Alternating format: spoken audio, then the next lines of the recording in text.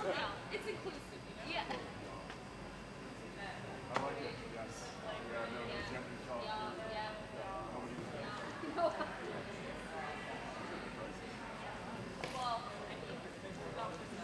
Oh, there? Oh, okay.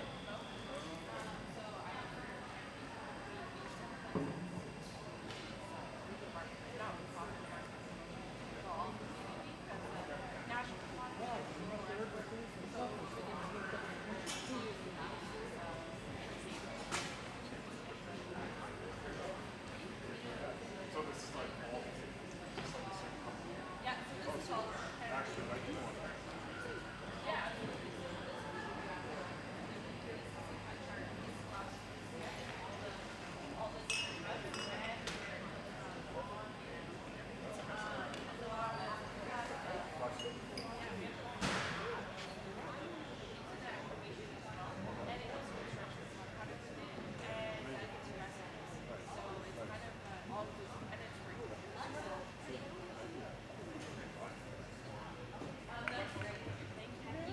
All right, you can hear me now. Turns out all you had to do is turn it on. All right, well, I guess it's kind of good evening. Good evening, everybody. I'm Kate Fraser. I have a blog called Cooking with Kate. I'm from a small town, or I guess a farm technically, in southwestern Ontario. Now I live here and I work in ag, I live and breathe ag. What I like to focus on for my blog is cooking with Canadian ingredients and making it healthy, nutritious, but also easy. Nothing kind of complicated for people when they're cooking for their families because there's tons of other stuff for people to do. So I do have business cards up here with my blog URL, and you can feel free to grab them at any time. So today we're going to be cooking, obviously, it's Agribition, we got to cook beef. We're going to be cooking some beef barley soup because I love barley. Yeah. Most people prefer it in their beer or maybe in their livestock feed, but I prefer to eat it.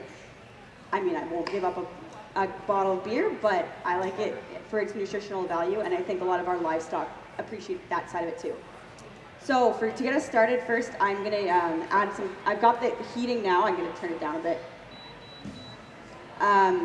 So I've got the preheating. It's basically a one-pot soup, I guess you can call it. It's a bit of a cheat sheet version than like letting it simmer. If you can let it simmer for a couple hours, I encourage you to do so. You'll just get more of the flavors.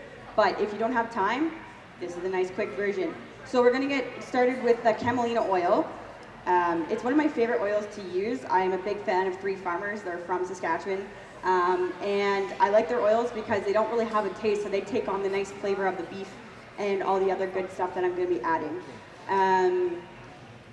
It's the other good thing about camelina oil is that it has one of the lowest smoke points, meaning that you can cook with it at high temperatures and it's not going to disintegrate kind of like an olive oil would. So that's kind of why it's really good for making the soups. So I think this is turned down a little enough, so I should be able to add the oil now. Oh yeah, there we go. So I'm just adding a bit of oil to get the onions going in there. And then we'll add the beef. I like to add the beef from raw, just so that we get that added flavor. I will use beef broth as well, but I'd like to get some of that flavor from the beef as well as it cooks, because then we'll just add everything in on top of the beef, so that we still get that flavor, like I said. Just finished cutting up this onion, and we'll be good to go. So I like to heat the oil a little bit in the pan. That way it's ready for our onions to start cooking right away, rather than waiting and stirring and waiting and stirring.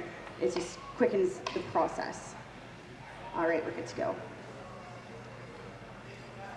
Now I've chopped my onions pretty coarse. If you like them finer, it's all up to your preference. I like to I don't ever really use measuring cups when I'm cooking. I kind of just wing it. If I like extra flavors, I'll add more of something, less of another. You can do the same thing with the size of your chop. So I've got these onions a little bit bigger, and they're already starting to crisp up in there and getting golden. You can add more oil as needed too, depending on how much onion you add. You can add more, less. It's ultimately up to you. Some of these will break up a little bit, and it'll keep breaking up the layers of the onion as we cook. So I've got that going.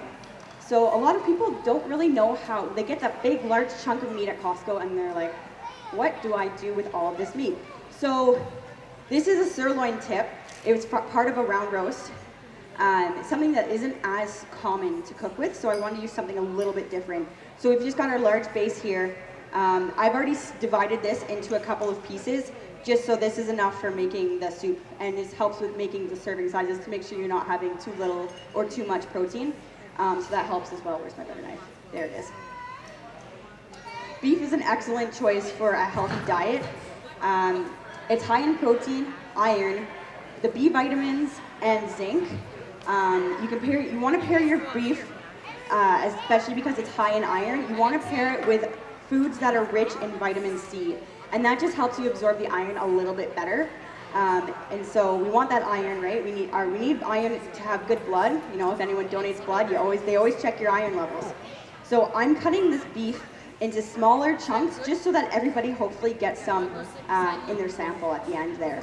So you can make them larger than this. I'm just trying to make it nice and small so that when everyone has their sample at the end, we all get a nice beef flavor.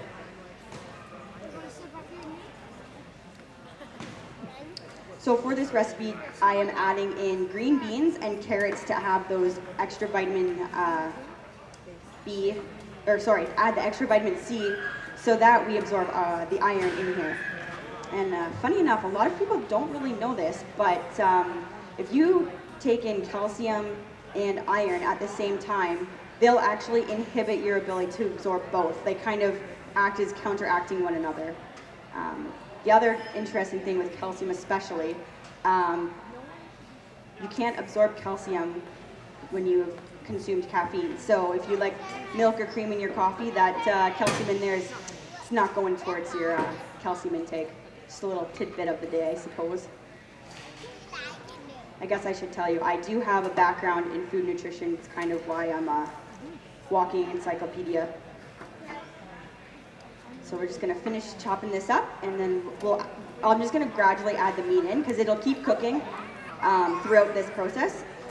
And the other good thing about having smaller pieces is it'll cook faster.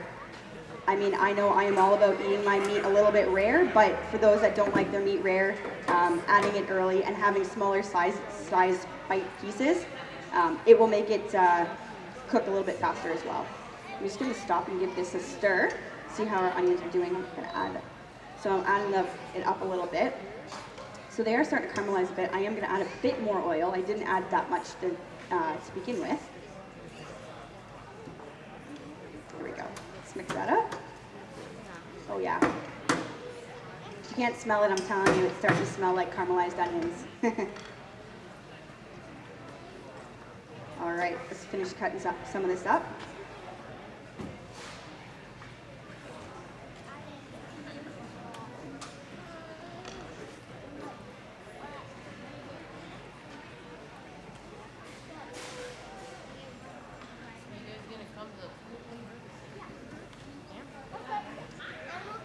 Fun fact for you, I was looking up some more facts on beef, and I'm sure our beef lovers can talk to this as well.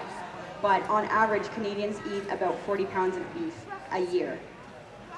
Some maybe more than others, if you like your red meat more than the next, but on average, that's what we eat. It's about 40 pounds of beef a year, so I think having a show like Agribition is perfect for showing off all that meat that we clearly all love. So just adding in that second round. Beef, and then yeah, you just want to keep cutting it in strips. So where I'm going for this is I portioned it already into 3, so this is a nice size for family, and it's always good. I always like to make leftovers to have for lunches and whatnot the next day, because I always think that soup just gets better with time and it thickens up a bit. So I've just cut these into little slabs. You could even just cook it like this if you wanted to, but for soup, obviously, we want that a little bit thinner.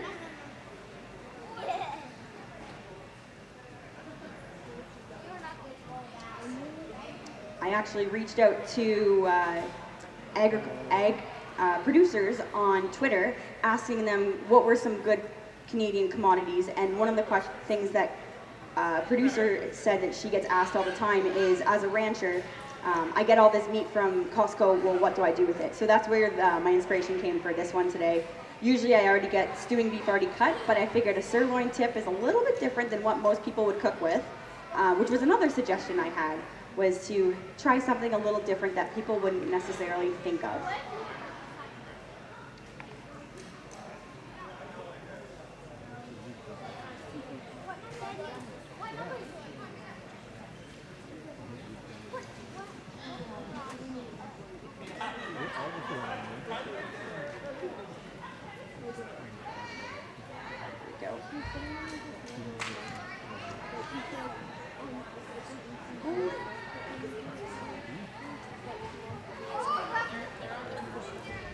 All right, let's add some more of this in. Give it a little stir.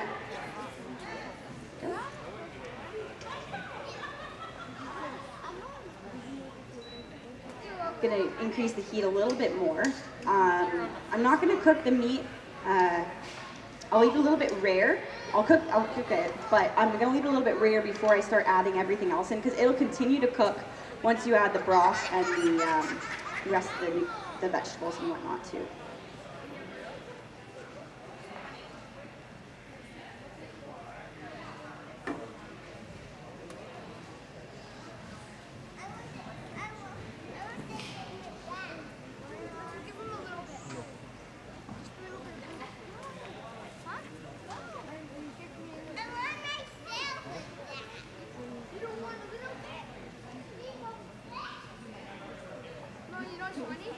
Mom, I'll try to pull up his pants, and he went on his knees.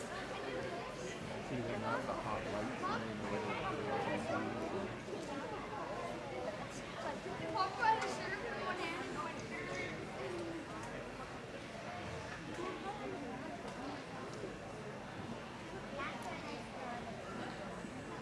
So a lot of times to my blog, I'll post recipes and I'll explain kind of where I got the inspiration to make a meal like that. Like one time, I was just craving tortellini. I love tortellini. So easy to make. But I'm also a pizza lover. So I decided to make tortellini pizza in a casserole. That's on my blog, actually. This recipe is already posted to my blog. I posted it last year. I did share that post yesterday about to give everybody a little inside scoop on what I was making today. So it is already posted. I will be posting the rest of my recipes that I'm making this week. Ooh, that's looking nice.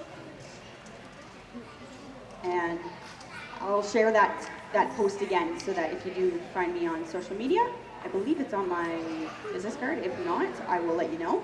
Or you can email me and just ask, because I do share all my recipes via social media once I post them, just so people are aware that there's a new recipe. So that's actually browning up really nice right now. Even the pieces that I just added, we'll let that simmer for a little bit longer before I add the tomatoes and the rest of this. So we'll just chop up some of the carrots now, because they will take a bit of time to tenderize. Personally, I like a firmer carrot in my soup. Just adds a bit of crunchiness that you don't normally get in a soft soup. Soup usually makes everything soft, right? So I like to cook mine a little bit al dente, as you might say.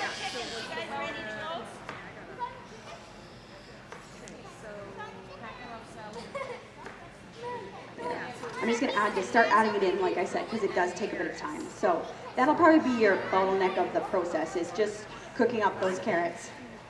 But I like mine a little bit crunchier, so I'll usually cook it less. If you did want yours to cook faster, like I said about the chopping, the size of, you can cut them into skinnier pieces. You can cut them in half again to make them like a little dicing. I like them a little bit bigger just because I like carrots. So it's ultimately have a little bit of fun when you're making your soups, because it all always comes down to your personal preference. And if the people who you're cooking for don't like it, well, they can make their own food, right? That's what I tell my husband anyway. You don't like it, you cook yourself, and that usually does the trick. I'll just get rid of this now. So I added in those carrots. I'll cut up a couple of celery stalks, and I like that just for, again, a little bit of crunchy. They usually don't stay crunchy very long, but when they do for that first bowl, it's all worth it.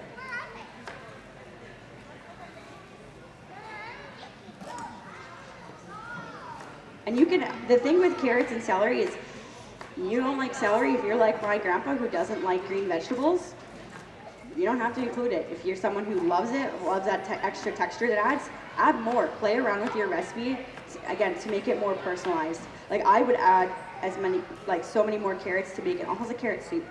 But no one really likes that. Let's focus on the beef for today.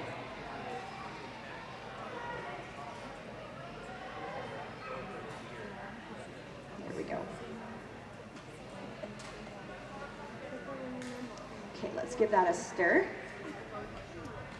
When I'm making soups and just generally cooking, I like to use fresh herbs just so it adds that extra flavor.